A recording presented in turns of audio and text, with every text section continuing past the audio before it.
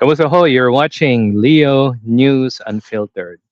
Okay, happy Father's Day po sa lahat ng mga padre di pamilya, sa mga um, pumupunta sa mga kalsada, naghahanap ng makikitaan, pumapasok sa kanilang mga kumpanya.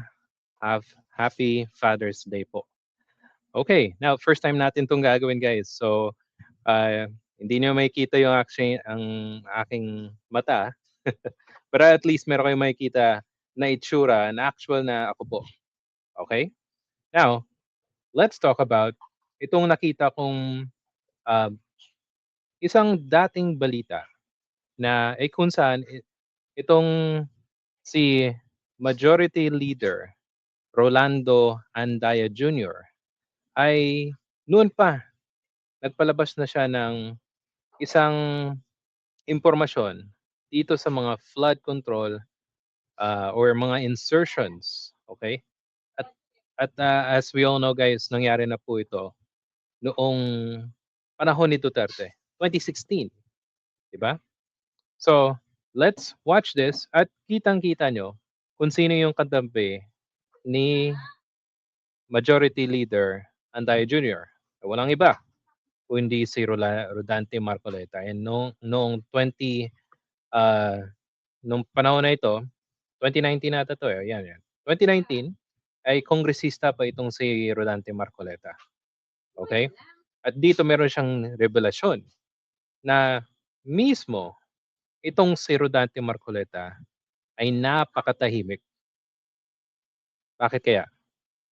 Tapos ngayon, grabe niya yung kanyang mga kuda, yung kanyang pakikisawsaw, meron pala siyang isang tinatago. Aba, sige, pakinggan natin si Majority Leader Rolando Andaya Jr. So, at nakita ko to, by the way, kay our attorney Wilfredo Garrido, isa sa mga hinahangalan nating mga abogado na talagang very active sa social media, guys. Sige, play natin. 2018, City Leonso Construction Trading bagged at least 36 projects amounting to 2.1 billion in the provinces of Sorsogon and Catanduanes. A close scrutiny of City Leonso projects. By the way, kitang-kita niyo yung sinabi niyang Sorsogon. Probinsya po yan ng si Chisto Escudero. Diba? Probinsya na yan. Naging gobernador itong si Chisto Escudero noong before 2022. Diba? Okay, so continue natin. Also yielded an interesting result. We found out that City Leonso's major partner for its Bicol projects is Arimar Construction. In fact, almost one-third of City Leonso's total projects in Catanduanes and Sorsogon, 550 million out of the 1.5 billion, found their way to Arimar Construction.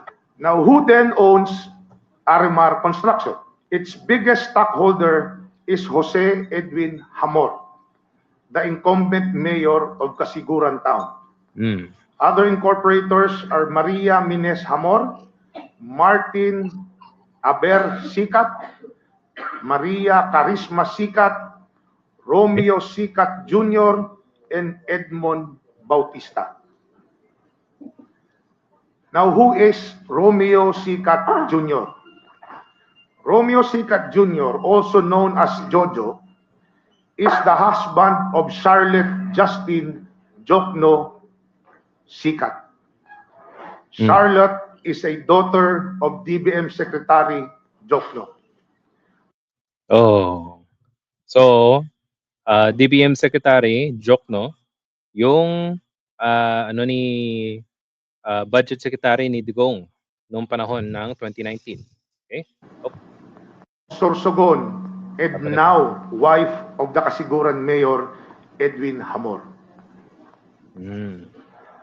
As the legal wife of Romeo Jr., Charlotte Jokno could be considered as a co-owner of what Romeo Sicat owns in Arimar Construction Corporation. Clear case of conflict of interest. Kasi nga, 'di ba, yung anak ni Jokno na asawa ng may-ari ng isang construction company, syempre conflict of interest 'yan. At doon, 'di ba? Doon siya nagsimula si Majority Leader Andaya Jr.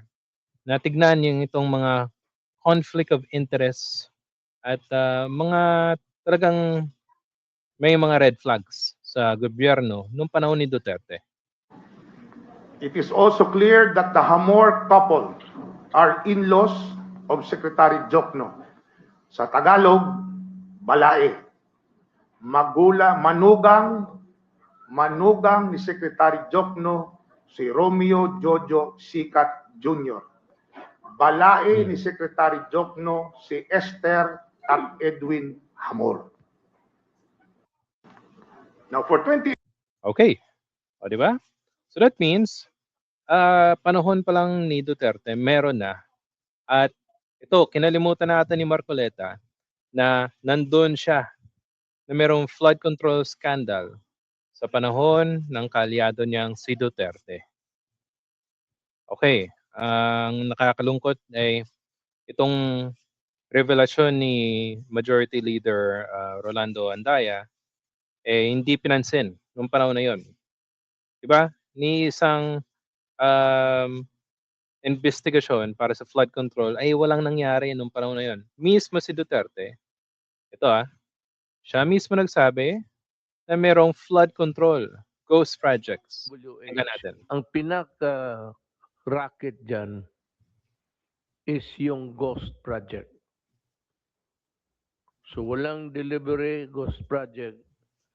Marami yan. Karamihan yan, it's the regional director. Ipapalabas nila na may project ito, but wala. So the best way is to conduct an audit of those projects.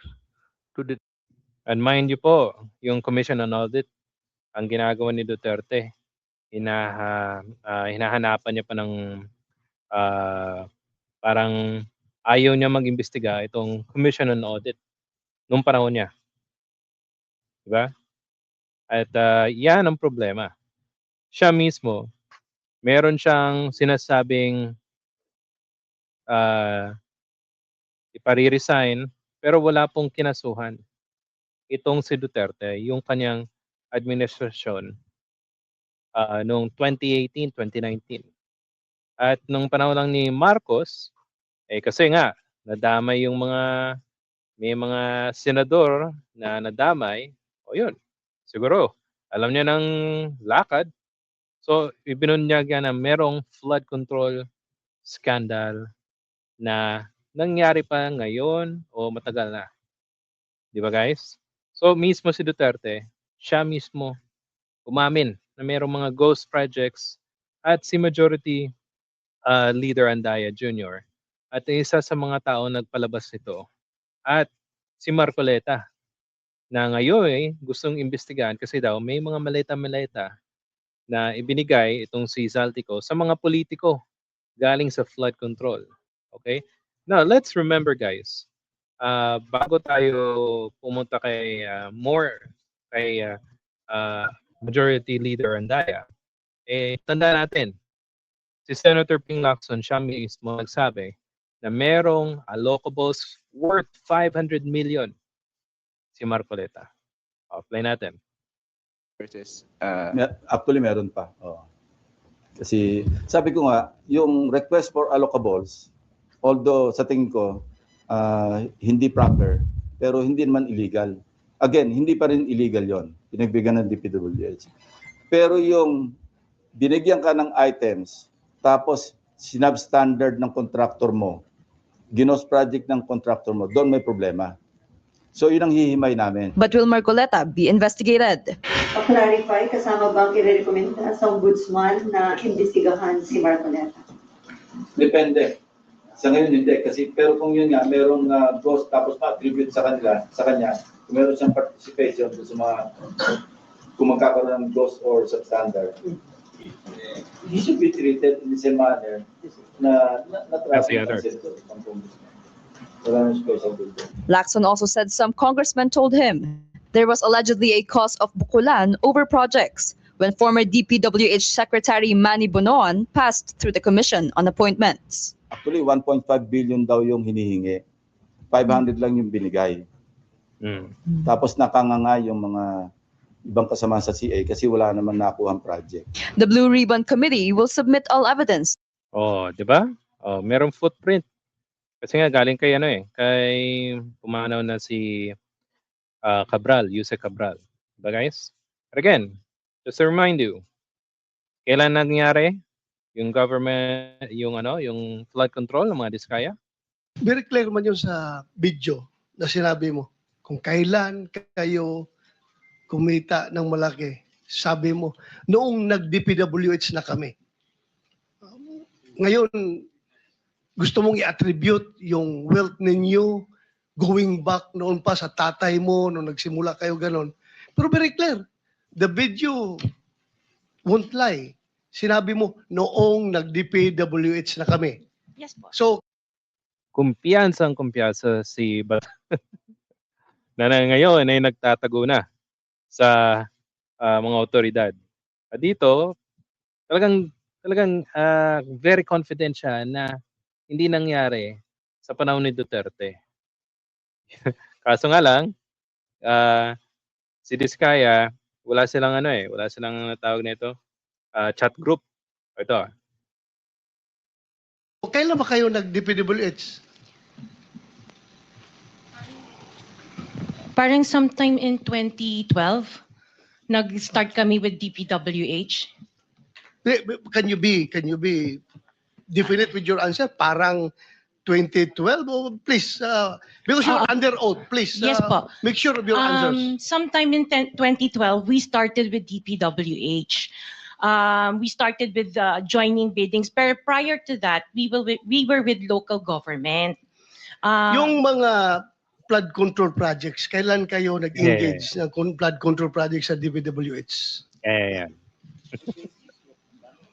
Siguro mga 2016 onwards. Please make sure of your answer.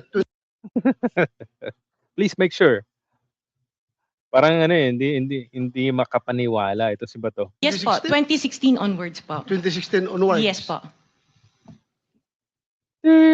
Actually, tatandaan ko, walang imik after nun si Bato. Okay, so guys, by the way, sino po ba si Rolando Andaya Jr.?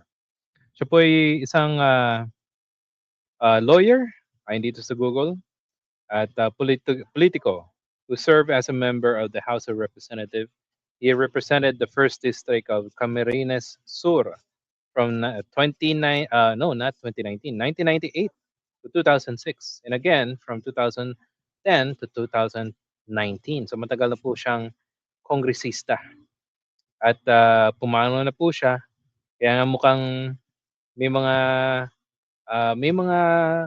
turning point, or let's just say parang kasi pinag-usapan yung flood control at merong mga netizen talagang natatandaan kung sino yung mga taong nagumpisa. At yan po si Majority Leader Andaya Jr. So sana po matuloy at matuloy yung flood control investigation kahit na saang lugar. Dapat kung sinong yung mga involved na mga politiko, whether mga local government, representative, mga mga senador, mga public official, government official, maskin yung presidente, vice president, kung involved, dapat ikulong. Yan ang pinaka-importante. Diba? So thank you po sa mga nanonood, at if nagustuhan niyo po ang ating video, paki-comment po sa comment section. Kung meron po yung komento at suggestion, if you like this video, please hit the like and subscribe button. Salamat, and see you sa susunod na video.